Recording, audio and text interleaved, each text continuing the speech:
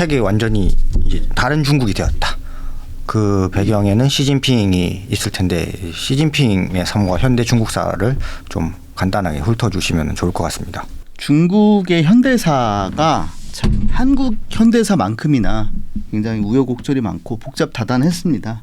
중국이 원래는 공산주의 국가로 출발을 했죠. 1949년도에 중화인민공화국이라는 공산주의를 이념으로 내세운 국가로 출범을 했습니다. 1949년. 그 전에는 이제 국공내전이 있었고 국민당과의 내전에서 승리를 해서 최종적으로 그리고 전 대륙을 장악을 했습니다. 그리고 국민당 정부는 대만으로 이제 피신을 해가지고 현재까지 이어져 온 대만의 어떤 독립적인 세력, 정치 독립적인 준독립적인 세력으로 남아 있는 거죠. 1949년도부터 대략 1978년도까지 약 30년 동안은 마오쩌둥 주석의 시대라고 보시면 됩니다. 간단하게 마오쩌둥. 물론 마오쩌둥이 중국 혁명의 가장 1인자였고 가장 큰 공이 있고 국민당과의 내전에 있어서 승리에 가장 큰 역할을 했고 정치적으로나 전략적으로나 그래서 그런 절대적 권위에 있어서 그 누구도 도전할 수 없는 강력한 권위를 가진 지도자였습니다. 마오쩌둥이. 지금도 뭐 중국에서는 거의 신으로 모셔질 정도로 그런 어떤 굉장한 어떤 절대적 위신과 권위를 갖고 있는 지도자인데요. 그 1976년일 겁니다. 6년도에 이제 마오쩌둥이 사망을 했으니 그 30년이 이제 마오쩌둥 시절인데 그때는 마오쩌둥이 물론 약간의 권력의 부침은 있었지만 절대적 권력을 갖고 있었고 마오쩌둥의 소신에 따라 마오쩌둥의 생각에 따라 중국의 정책이 계속 큰 변동을 겪었습니다. 근데 이제 가장 큰 줄기로는 공산주의 이념에 근거한 그런 공동 생산 그리고 공동 소유 이런 어떤 공산주의의 그런 이상에 근거한 그런 실험적 정책들을 계속 밀어붙였습니다. 큰 부작용도 발생을 했죠, 당연히. 예를 들어서 대약진 운동인데 그때 정말 많은 사람들이 기아로 사망했죠. 거의 3에서 4천만 명 정도가 아마 이제 어떤 일부 데이터에 따르면 굉장히 정확한 추계는 안 됩니다. 부작용 때문에 당내에서 당연히 많은 어떤 너무 급진적이고 실험적인 정책을 만류하고 혹은 다른 정책으로 해야 한다는 그런 반대 목소리도 컸기 때문에 마오쩌둥을 일시적으로 잠깐 주춤을 했다가 상황을 봐서 다시 권력을 잡은 게 바로 문화대혁명입니다. 이 문화대혁명이라는 건 이제 역사를 잘 아시는 분들한테는 굉장히 유명한 사건이죠. 중국 공산당 자체도 이미 너무 오랜 기간 권력을 잡아서 이미 경직되고 이미 어떤 자본주의의 길로 타락의 위험에 빠졌으니 기층 민중들, 학생들이 주도가 돼서 그런 어떤 공산당의 관료들도 타도해야 한다. 거의 10년 동안 중국을 거의 나락에 빠뜨리고 준내전에 빠뜨리고 그리고 정치, 경제, 사회적으로 거의 뭐 몇십 년을 후퇴시킨 아주 굉장한 큰 재난이죠. 실제 지금 중국 공산당에서도 그걸 재난이라고 평가를 합니다. 공식적 평가가 중국 공산당 내에서도. 문화대혁명이 이제 한참일 때 이제 학생들이 굉장히 많은 그런 이제 홍위병이라고 하죠. 거의 그 광적인 어떤 이념적 열정과 마오쩌둥에 대한 숭배에 빠져서 큰 난동을 부렸죠. 심지어 공산당 간부들을 막 그 린치하고 엄청난 폭력을 하면서 많은 사람들 죽고 다치게 하고. 근데 그게 너무 심해지니까 안 되겠다 싶어서 나중에 이제 국가 운영이 아니라 국가 사회 자체가 뭐 붕괴 위기에 처하니까 뭐 군을 동원해서 학생들을 이제 안 되겠다 이제 좀 말려야겠다 이제 좀 그만하게 해야겠다. 마오쩌둥이 이미 권력을 잡았으니까 당내 반대파들을 숙청하고 그런 홍위병들을 동원해서 그래서 그 홍위병들을 다 하방시킵니다. 하방이라고 하고 농촌으로 다 보냅니다. 가서 농촌 가서 니네가 기층 민중들이 어떻게 사는지 보고 배워라라는 어떤 거창한 명분을 내세워서요. 그때 바로 이제 그 하방된 많은 학생들 중에 바로 한 명이 시진핑입니다. 네, 10대 시절에 그 이제 시진핑도 같이 하방이 돼서 그 10대 시절을 낙후돼 있고 굉장히 그 오지에 있는 그런 어떤 토굴 마을에 보내져서 거기서 이제 10대 시절과 가장 감수성이 예민한 시절을 보냅니다.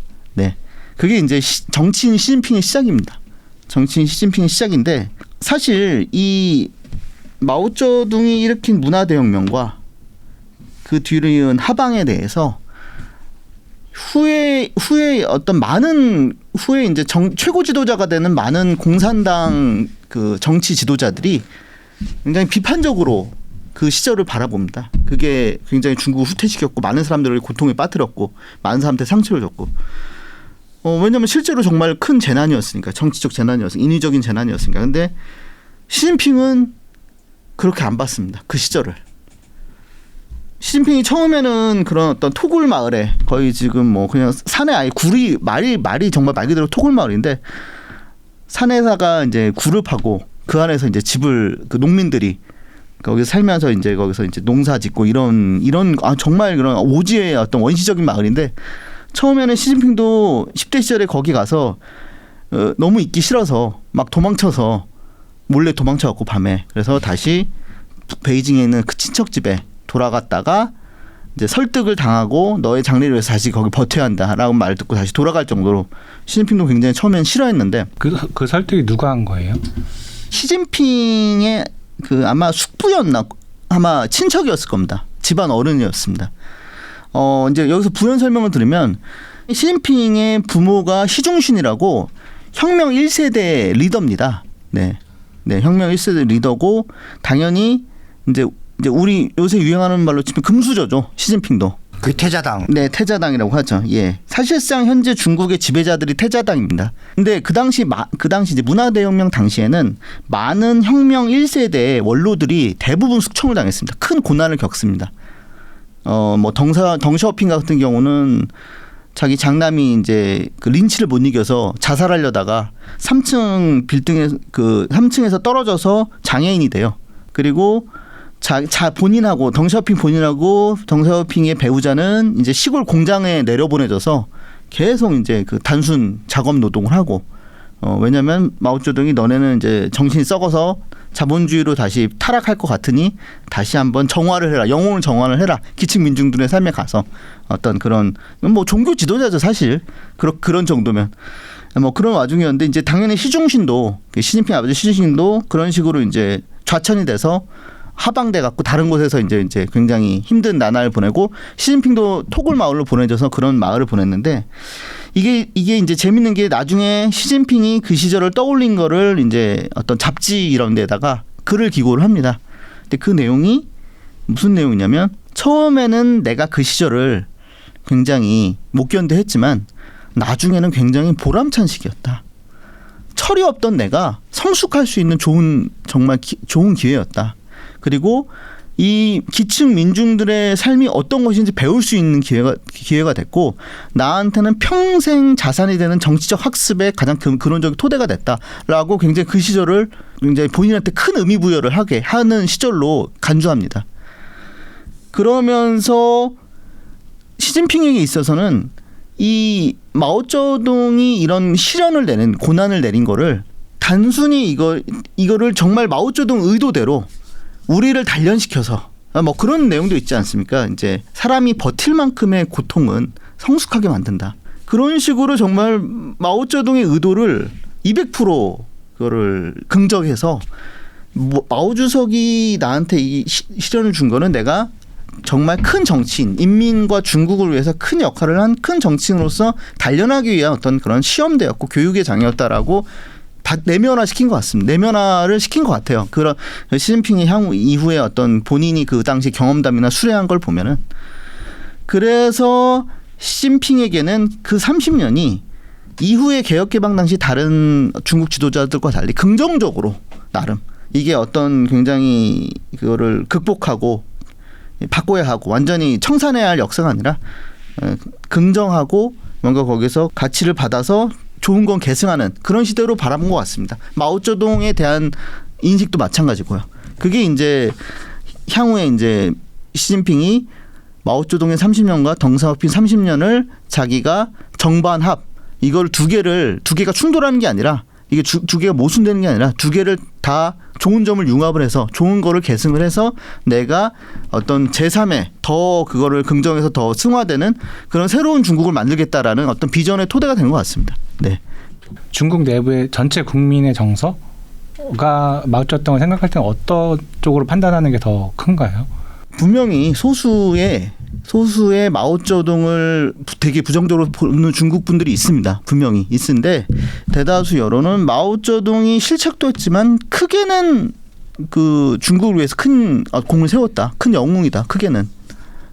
왜냐하면 이제 중국인들한테 어떤 그런 중화 민족의 그런 그 순환의 서사라는 걸 공통의 어떤 서사를 다 갖고 있거든요. 공유하는데 그게 뭐냐면 이제 아편 전쟁 이후 몇천 년간 동아시아에서 가장 위대한 문명과 가장 찬란한 민족이 서세 동점 때문에 그 온갖 수모와 굴욕을 겪어서 여러 가지 뭐 어떤 내전이라든지 침략과 반식민지라는 어떤 그런 수모를 겪었지만 그거를 다시 극복하고 원래 위대한 국가로 원래 위대한 민족으로 돌아가는 결정적 포인트가 바로 통일 중국을 다시 만든 거고 그거를 한 영웅이 바로 마오쩌둥이다. 그래서 뭐 거의 진시황 정도의 그런 정도로 봤고 그렇게 긍정적으로 봅니다. 네, 긍정적으로 보고 근데 이제 보통 이제 고학력의 대도시 중산층들 중에서 이제 해외 정보를 많이 쉽게 접하고 해외에 많이 왔다 갔다 하는 사람들은 이런 이제 제 경험적으로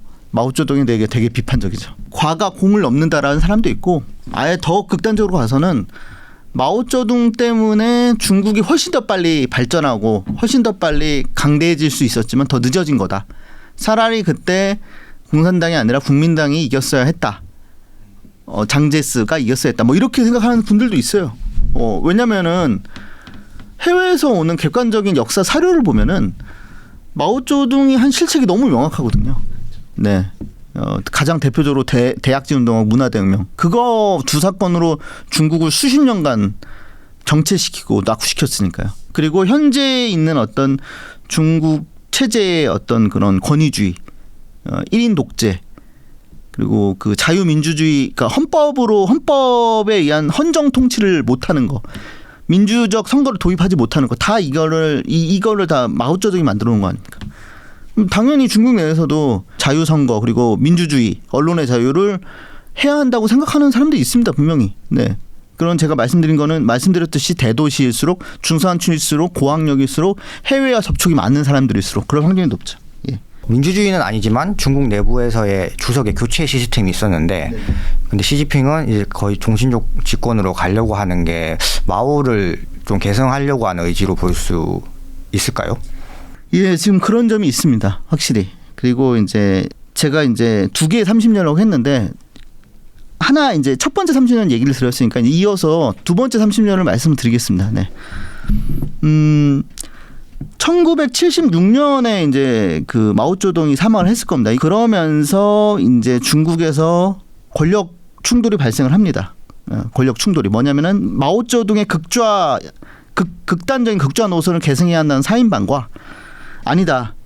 지금 중국의 실태를 봐라. 얼마나 가난하고 낙후되냐. 이거는 방향을 바꿔야 한다. 실용주의 정책으로 가야 한다는 그런 정치 세력이 이제 충돌을 하는데 전자는 이제 사인방을 비롯한 어떤 이제 그 마오쩌둥의 어떤 수족, 마오쩌둥의 주구였고 후자는 이제 혁명 원로들, 덩샤오핑을 필두로 한 혁명 원로들 정말 그 이제 항일 전쟁과 국공 내전 당시 이제 그 정말 최전선에서 피를 흘리면서 싸웠던 그런 마오쩌둥 옆에서 전우들 이런 사람들이 붙었는데 당연히 후자가 이기겠죠.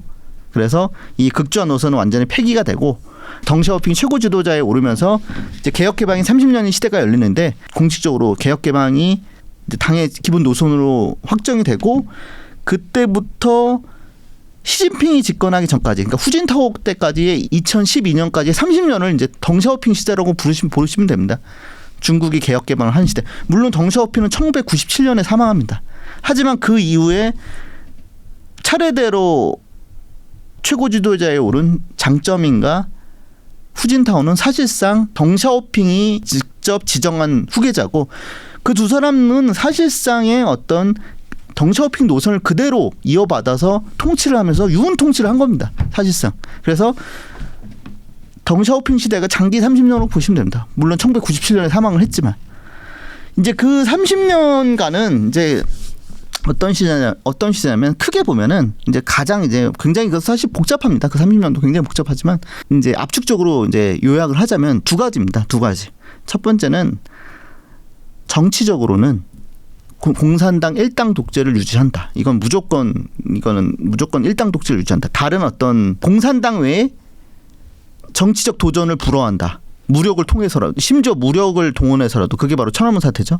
천안문 광장 그 1989년도에. 그러면서 이제 작은 개혁을 도입을 하는데, 어떤 개혁이냐면 마오쩌둥의 1인 권력 집중이 너무 심각한 부작용이 있으니 상무위원이라는 제도라는 걸 도입을 해서 9명에서 7명의 상무위원이 상의해서 합의해서 큰 이슈에 대해 결정을 한다. 절대 한 사람이 결정을 하지 않는다. 그리고 그 상무위원들은 임기제를 철저히 해서 10년을 주기로 교체를 한다. 그러니까 어떤 과두제가 도입이 된 거죠. 그 임기대 시스템에 의한 과두제. 1인 권력을 방지를 하려고. 그게 이제 정치적인 거고, 두 번째는 경제는 시장 경제를 도입을 한다. 그리고 서구의 그 서방의 앞선 기술과 자본을 도입을 하고 시장 경제와 경쟁 원리를 도입을 해서 경제 성장을 도모한다. 그게 이제 그래서 정치적으로는 일당 독재와 경제적으로는 시장 경제를 조합을 해서 중국이 나중에 다시 한번 위대한 국가로 떠오르기 위한 어떤 체력을 기른다. 조용히 체력을 기른다. 그걸 이제 외교적으로 도광양해라고 하죠. 본심을 숨기고 조용히 힘을 기른다. 그게 이제 도광양이거든요. 그러니까 이제 외교적인 거고. 그래서 그 두 가지를 축으로 해서 그 30년 동안 중국은 인류 역사상 가장 빠른 산업화와 경제 성장을 달성을 합니다. 그 정말 찢어지게 가난했던 나라에서 아마 한때는 한국의 GDP가 밀린 적도 있을 거예요. 예. 지금은 뭐 G2 국가가 됐죠. 네, 지금 미국의 뒤은. 그리고 거의 뭐 몇백 달러도 안 되는 1인당 GDP 수준에서 지금 $10,000가 넘었습니다. 그 30년 동안 이룬 겁니다. 그런 압축적 성장을. 네. 그래서 그게 이제 처음에는 잘 가다가 어떤 문제가 발생을 하냐면, 일단 정치적으로는 이 과두제가 점점 이게 이제 어떤 정치적인 분열과 대립의 어떤 요소, 그러니까 이 9명의 상무위원이 점점 갈수록 어떤 일이 발생하냐면, 이 9명의 상무위원이라는 사람들이 단순히 그냥 상무위원이 아니라 각각의 어떤 정치 권력의 어떤 한 섹터를 맡습니다. 담당을 합니다. 권력을 나눠 먹는 거죠. 각 부서를. 그리고 이제 그 정법이라는 데가 있는데, 거기는 사법, 그다음에 경찰, 검찰 이런 걸 다 총괄하는 기관입니다. 거기는 또 완전히 어떤 자기만의 어떤 새로운 무장 권력까지 갖게 됩니다. 네. 왜냐하면 경찰, 그 무장 경찰까지 자기가 실제적으로 지휘할 수 있기 때문에. 그래서 이런 일이 발생을 하다 보니까 이게 이제는 나중에는 물론 이제 덩샤오핑이 이제 지정한 2명의 지도자까지는 이제 크게 그 권위가 워낙 강하다 보니까 당내에서 군말 없이 받아들였는데, 후진타오 이어서 그 다음에 이제 누가 그 9명의 상무위원이 되고, 그리고 그 상무위원 중에서도 누가 최고 지도자가 될지에 대해서는 당연히 이제 덩샤오핑은 죽은 지 오래고, 서로 간에 당연히 이제 이권 다툼, 권력 다툼이 발생하지 않을 수가 없겠죠. 그게 룰이 있는 게 아니니까. 예를 들어서 만약에 이제 민주적 정당이라면은 룰을 만들겠죠. 뭐 당원 투표 몇 프로, 우리 한국처럼, 그다음 일반 여론조사 몇 프로, 그리고 뭐 권리당원 몇 프로, 뭐 이런 룰에 의한 타협이 가능할 텐데 그런 게 아니지 않습니까? 물론 중국도 룰이 있습니다. 룰이 없는 게 아닙니다.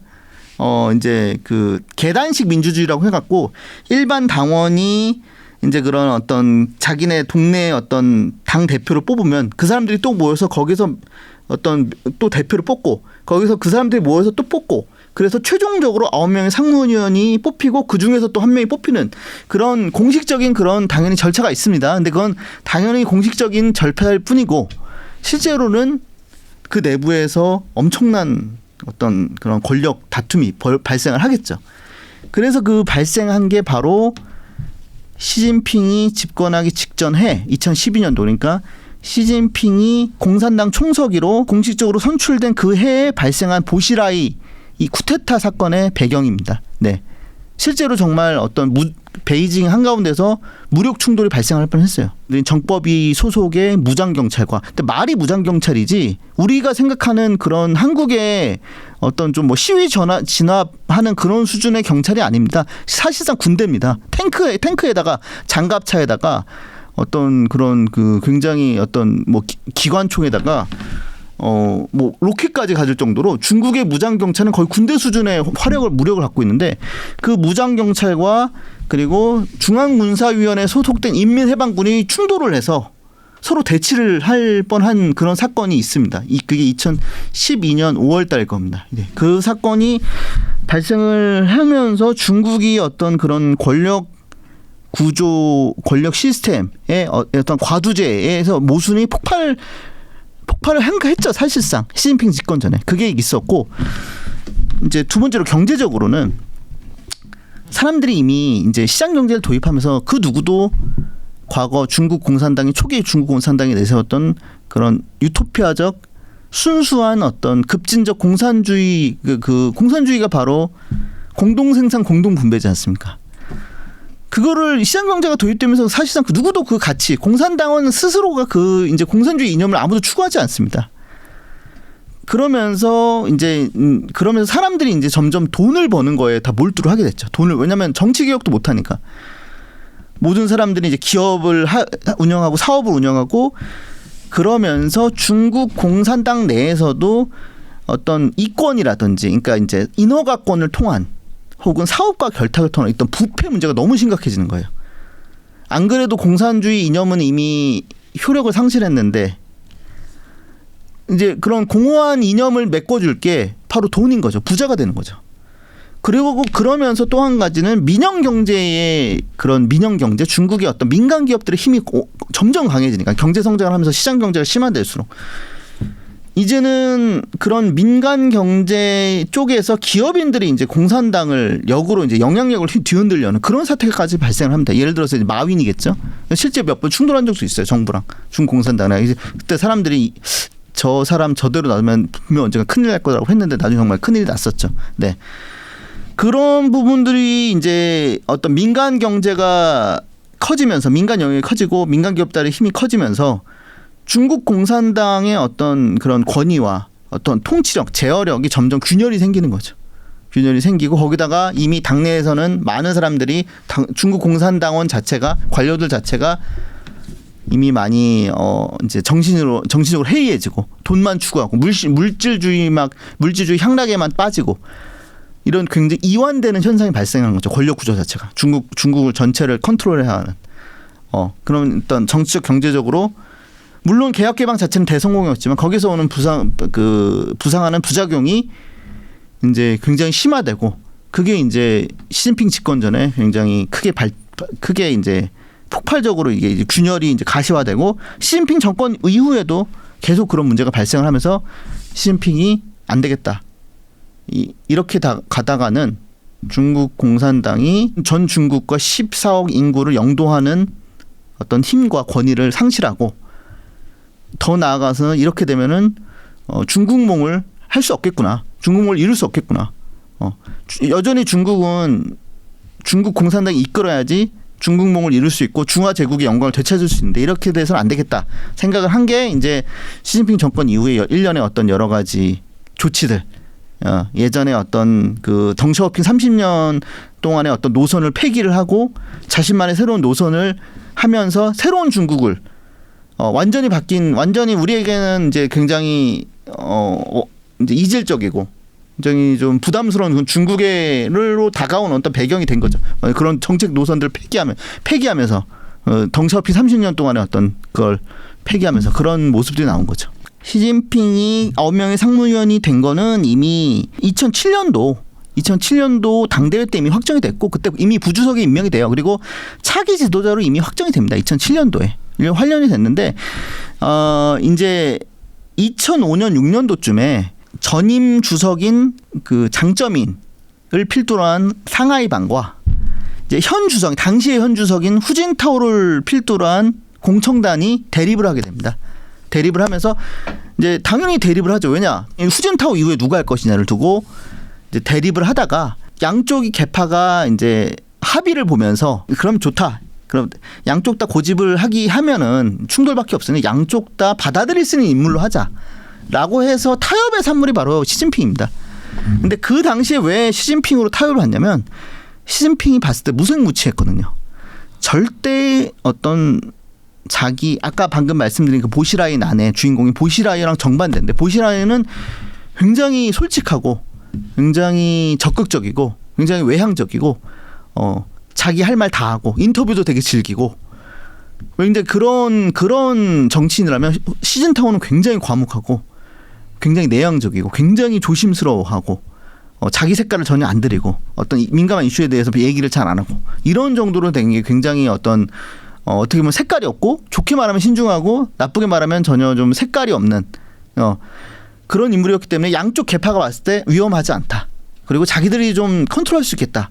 어떻게 보면 만만하다고 생각한 거죠. 그래서 뽑혔는데 사실 그게 아니었죠. 나중에 알게 됐는데 이제 그렇게 해서 이미 확정이 됐고 이미 2007년도에 시진핑이 그 이제 차기 상무위원회에 진입을 하고 부주석이 되면서 2012년도에 주석이 되는 건 확정이 된 겁니다. 이미 후진타오의 후계자로 확정이 된 거고 이제 그거를 그 9명의 이제 2012년 이후 13년도부터 할 9명의 상무위원 자리에 인정 못하겠다. 나도 한 자리 줘라고 해서 그렇게 해서 일으킨 게 바로 보시라의 쿠데타로 보시면 됩니다. 그걸 보시라이 혼자만 일으킨 건 아니고 그의 최고 동맹이자 그의 어떤 후견인이 바로 저유용컹이라고 정법이 당시 서기였고 그 두 사람이 어떻게 보면은 같이 손을 잡고 그 후진타오와 당시 총리였던 원자바오한테 도전을 한 거죠. 공개적으로. 네. 세계 경제의 흐름이 중국과 잘 맞닿아서 어떻게 영향을 주고 중국이 그걸 어떻게 이용했는지 그 큰 이벤트 위주로 이렇게 소개해 주시면 어떨까? 금융위기. 그렇죠. 네. 2008년 금융위기죠. 이제 아까 방금 말씀하신 거는 이제 아웃소싱 혁명이라고 하는데 이제 그거는 이제 90년대부터 이제 정보통신이 되면서 이제 외주를 주게 됐죠. 근데 그러면서 밸류체인을 전 세계적으로 끌고 가고 하는 얘기인데요. 일단은 이제 중국이 이제 다시 과거로 돌아가서 1978년도죠. 그때로 이제 개혁 개방을 하면서 중국에는 이제 사실 경제 성장을 하려면은 일단 자본 투입이 우선이거든요. 뭐 공장을 짓고 거기다가 설비를 사오고 그러니까 제품을 생산을 라인을 하기 위해 설비를 사오고 그게 다 돈이지 않습니까? 그게 돼야지 경제 성장이 되는 거니까 일단 자본 투입이 돼야 하는데 근데 그 자본이 없죠. 아예 중국한테는 워낙 뭐 대학진 운동과 그다음에 문화 대응을 하면서 쑥대밭이 됐고 완전 경제는 완전 파탄이 났으니까 어디 돈이 있습니까? 근데 그 자본을 이제 덩샤오핑이 해외 기업들이 중국에 와서 이제 값싼 중국 노동자를 이용하라라는 어떤 그런 조건으로 이제 해외 유치에 많이 나섰죠. 이제 해외 자본 유치를 많이 나선 거죠. 네. 그리고 자연스럽게 그렇게 하면서 자본뿐만 아니라 기술도 습득할 수 있고. 이제 선진국의 공장들이 중국에 세우게 되면은 이제 라인을 이제 생산 설비를 하고 중국 노동자를 훈련시키면서 어떻게 제품을 만드는지 이제 교육을 시키면서 실제 경험해 보게 하지 않습니까? 그게 다 기술 축적이거든요. 그리고 대부분의 나라들이 후발주자들이 다 그런 과정을 겪었습니다. 한국도 마찬가지고요. 네. 그러면서 이제 경제 성장을 하는 건데 그런 모범적인 패턴인데 이제 그렇게 이제 시작을 했죠. 시작을 했는데 이제 중국이 운이 좋았던 게 마침 80년대 중후반부터 이제 인터넷과 디지털 혁명이 이제 미국에서 발생을 하면서 어떤 일이 생기냐면은 예전 같은 경우는 이제 그 어떤 공장이 있다면 어떤 뭐 신발이든 텔레비전이든 뭐 전자레인지든 어떤 그런 거를 제품을 만드는 공장을 세운다고 쳐요. 그러면은 거기에 오는 부품 그리고 그 부품들을 모은 창고 그리고 부품들을 투입을 해서 이제 몇 가지 공정이 있는데 그 공정들이 첫 공정부터 해가지고 마지막에 최종 조립부터 검사에서 출하까지 이 모든 과정을 한 나라 한 지역에 다 모아놨습니다. 예, 옛날에는 그 디지털 혁명이 오기 전에는 그게 이제 다 상시적이었어. 그게 왜냐하면 가장 효율적이지 않습니까? 그 당시에는. 네, 다 같이 붙어 있어야지 문제도 빨리 해결도 빠르고. 그런데 이제 1970년대부터 이제 뭐 오일 쇼크가 오면서 물가가 오르고 뭐 선진국에서 노동자 임금이 오르니까 당연히 이제 그 원가 압박에 휩싸이고 선진국 기업들이 때마침 터진 디지털 혁명이 이 하나로 묶어놓은 어떤 이 모든 하나의 생산 공정을 조각 내서 그거를 전 세계에 다 배치를 해가지고 그거를 이제 최종적으로 그 배치를 해가지고 최적화하는 가격과 물류에 최적화하는 그런 어떤 새로운 트렌드가 80년대 후반부터 다 닥치게 됩니다. 세계화 혁명이라고 하는데 그 과정에서 중국이 가장 큰 수혜자가 된 거죠. 그게 왜 가능했냐면은 일단은 이제 물류 혁명 때문에 물류비가 굉장히 싸졌고 그 다음에는 이제 예를 들어서 이제 선진국에 있는 R&D 팀, R&D 어떤 그 연구소와 제품 연구소와 이제 개발도상국, 이제 값싼 임금이 있는 개발도상국의 공장 간에 인터넷을 통해서 수시로 아주 값싸게 의사소통이 가능한 거예요. 거기다가 어떤 제품이라는 게 보면은 어떤 이제 제품 단면도라고 하는데 이 설계 도면이라는 게 있지 않습니까? 그거를 디지털로 만들어서 순식간에 보내서 예를 들어서 이제 그런 개발도상국에 있는 공장에서 어떤 이제 생산을 이제 양산을 하려고 하는데 보니까 어떤 설계 결함이 발견됐어요. 설계 결함이. 여기서 이렇게 하면은 뭔가 이제 불량이 나와. 그럼 그거를 재빨리 이메일로 선진국에 있는 연구센터로 보내서 문제가 있다고 피드백을 보내면 여기에서 수정을 해서 그 수정된 도면을 다시 디지털 파일로 만들어서 보내는 거예요. 그것뿐만 아니라 생산 라인도 그렇게 했을 뿐만 아니라 그 한 완제품에 들어가는 부품들조차도 가장 싸게 만들 수 있는 어떤 그 개발도상국에 다가 공장을 짓든지 아니면 그 현지 업체를 찾든지 해가지고 그 많은 부품들과 각 공장들이 완전히 다 쪼개지는 게 가능한 거예요. 그러면서 선진국은 가장 고부가 가치가 높은 연구 개발하고 마케팅 이쪽만 가져가고 값싼 노동력으로 충분히 활용 가능한 어떤 단순 조립 이런 생산 라인 이런 것들은 다 이제 개발도상국으로 가는데 거기에서 이제 왜 중국이 가장 큰 수혜자가 됐냐면 아까 말씀드렸다시피 중국에는 값싼 노동력이 무궁무진한데다가 중국이 또 이제 동아시아 어떤 문명권, 동아시아 한국과 공유하는 한국, 일본과 동아시아 문명권이 있다 보니까 이제 또 어떤 동아시아의 어떤 전통 문화라는 게 어떤 집단에 대한 헌신 그리고 근면성을 강조하고 그리고 교육을 되게 중시하고 뭐 그런 어떤 공통점이 있으니까 제조업에 되게 유리한 한국도 그렇고 일본도 그렇고 뭐 중국도 대만도 그랬듯이 중국에서 이미 기본적인 교육을 받은 문해율이 높은 그러면서 굉장히 값싼 임금에도 일을 할 수 있고 굉장히 어떤 야근이라든지 특근이라든지 이런 게 이제 지시가 내려면 묵묵히 따르고 다 옛날 그렇지 않습니까? 예, 시키면 잘하는 까라면 까는 그러면서도 노동력은 너무 무한히 많아. 그리고 중국 공산당 정부에서 엄청난 인센티브와 해외 기업이 요구하는 건 다 들어줘. 그리고 인프라도 되게 빨리 깔아줘. 뭐 항만이니 고속도로니 뭐 전기 뭐 발전소니. 그러다 보니까 거기다가 이제 점점 이제 중국이 경제 성장을 하면서 이제 소비 시장까지 생겨. 그러니까 전 세계 선진국 기업들이 너도 나도 다 중국에 간 거죠. 엄청난 돈들이 물밀듯이 쏟아져 오고 그 돈으로 다시 중국이 이제 소득이 올라가면 그 돈으로 중국도 내부 자본을 축적해서 자국 기업을 키우고 이런 선순환이 되면서 중국이 이제 황금의 30년을 보낸 거죠. 네. 그러면서 중국에서도 서구에 대한 어떤 동경 그리고 우리가 서구를 배워서 서구의 기업 경영 그러니까 서구의 앞선 어떤 기술뿐만 아니라 어떤 경영 어떤 그 노하우 이런 것까지 이제 다 받아들이면서 우리가 당분간은 서구 미국을 비롯한 유럽을 배워야 돼.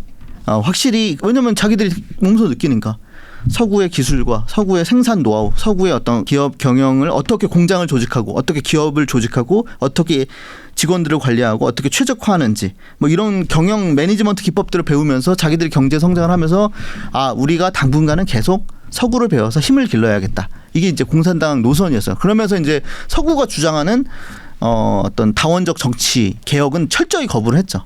민주선거라든지 어떤 그런 자유로운 언론이었지. 뭐 그런 식으로 이제 나름 서로 타협을 한 거죠.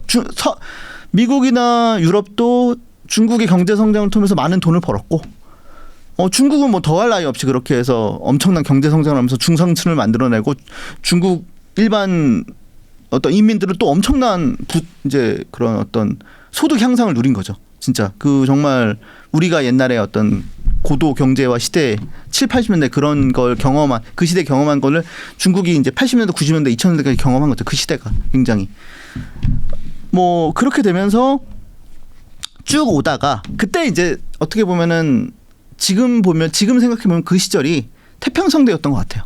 태평성대. 왜냐하면 그때는 이제 세계화 시대라고 했는데 세계가 다 결국에 세계 어떤 무역도 장벽도 사라져, 자본 투자의 장벽도 사라져, 어떤 노동력의 이동도 사라져, 기술의 이동도 사라져, 세계가 다 더 균질균질해지고, 다 이제 교류가 더 활발해지고, 중국과 미국이 굉장히 서로 보완적이고, 나름 잘 지내고 큰 마찰 없이, 세계 평화, 이제는 완전히 평화가 오겠다라는 그런 태평성대였는데 지금 돌이켜 보면, 근데 이제 그게 이제 결정적으로 깨진 이제. 중국인들 입장에서 중국 공산당 특히 중국 엘리트 입장에서 계속 서구를 배워야겠다라는 인식이 결정적으로 깨진 게 바로 2008년 금융위기죠. 네, 금융위기. 네.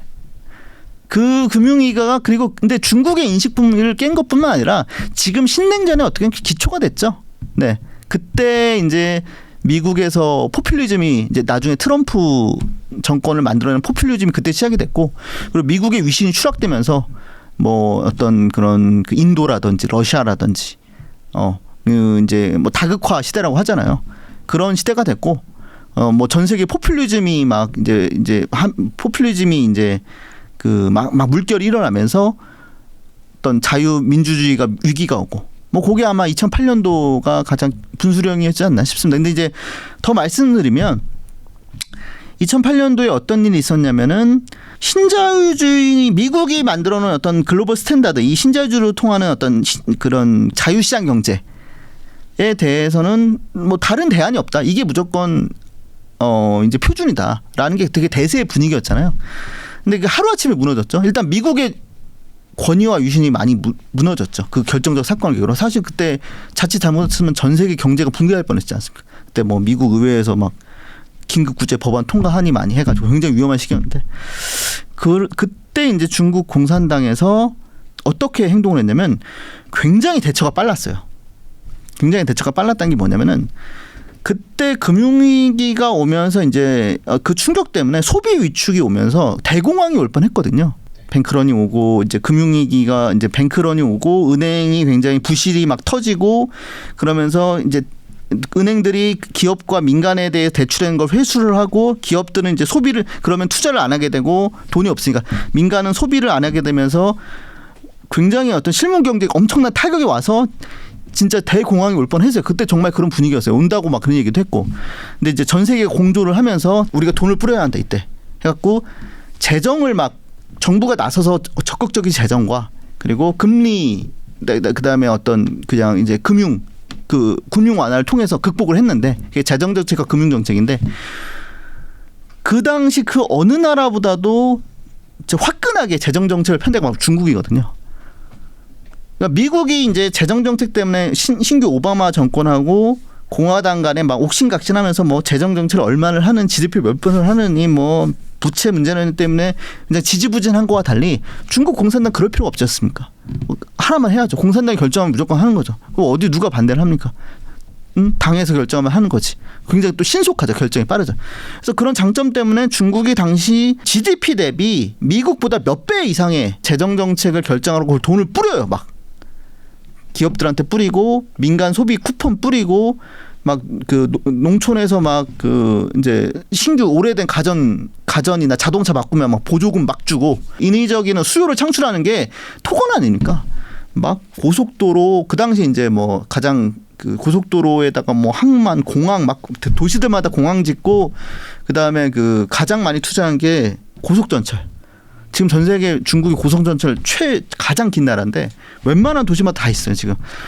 그걸 어마어마하게 돈을 뿜으면서 중국이 가장 먼저 그 2008년 금융위기를 극복을 하고 탈출을 하고 그 미국이 재정 정책을 확정하기 전까지 전 세계가 중국의 그 수요로 거의 버틸 정도로 굉장히 큰 어떤 그 존재감을 과시를 합니다. 그때만 하더라도 중국이 지금처럼 부채가 많지 않았어요. 부채 문제가 심각하지 않았고 왜냐하면은 1997년도에 당시 주룽지 총리가 구조개혁을 한번 크게 했어요.